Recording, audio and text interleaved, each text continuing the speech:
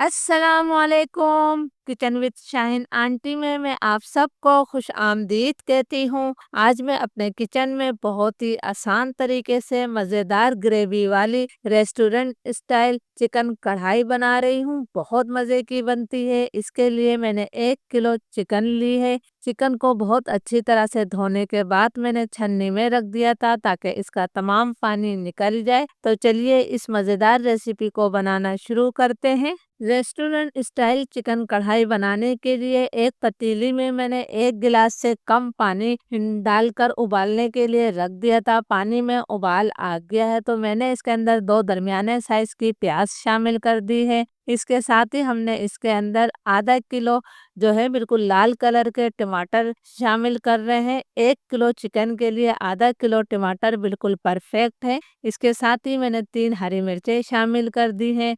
Flame में लो to medium कर दूंगी। लो टू मीडियम फ्लेम पर हम इसे ढककर 8 से 10 मिनट तक पका लेते हैं। प्याज टमाटर को लो टू मीडियम फ्लेम पर पकते हुए 8 से 10 मिनट हो गए हैं। टमाटर हमारे बहुत ज़्यादा नरम हो चुके हैं। प्याज भी हमारी गल गई है।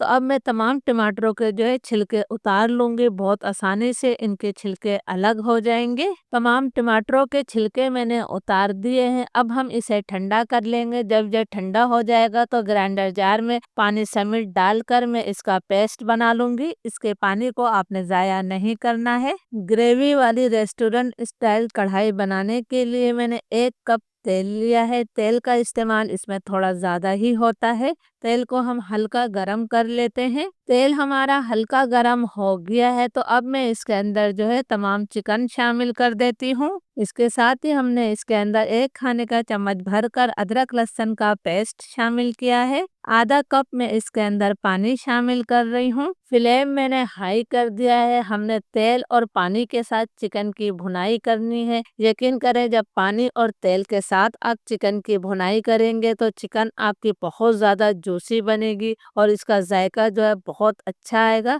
और चिकन आपकी टूटेगी भी नहीं। तो हाई फ्लेम पर मैं इस चिकन को जो है 8 से 10 मिनट तक फ्राई करूंगी। हमें इसको इतनी देर तक फ्राई करना है कि इसका पानी खुश्क हो जाए और तेल इससे मुकम्मल तौर पर अलग हो जाए। फ्लेम आपने हाई रखना है। हाई फ्लेम पर चिकन को फ्राई होते हुए 4-5 मिनट हो गए हैं और आप देख सकते हैं कि चिकन का कलर तब्दील होना शुरू हो गया है। तो इस वक्त मैंने इसके अंदर 1 चाय का चम्मच भरकर नमक शामिल कर दिया है। आप अपने टेस्ट के मुताबिक नमक ले सकते हैं। नमक डालकर भी हमने चिकन की 4-5 मिनट और भुनाई करनी है ताकि इसका पानी मुकम्मल तौर पर खुश्क हो जाए और चिकन हमारी अच्छी तरह से फ्राई हो जाए।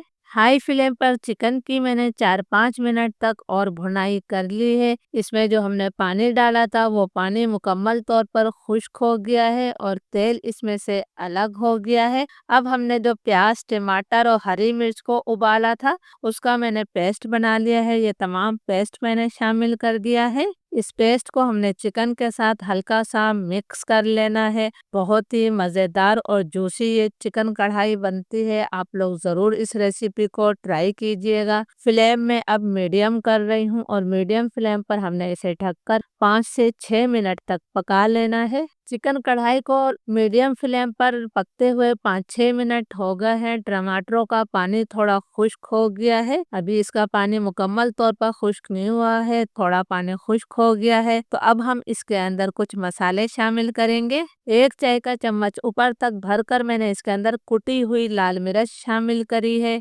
1 चाय का चम्मच हम इसके अंदर भुना और पिसा हुआ जीरा शामिल कर देते हैं। 2 चाय के चम्मच में इसके अंदर कुटा हुआ धनिया शामिल कर रही हूँ। आपने पिसा हुआ धनिया नहीं डालना है बल्कि धनिया को कूट कर ही शामिल करना है। 2 चुटकी हमने इसके अंदर हल्दी शामिल कर दी है। हल्दी डालना ऑप्शनल है।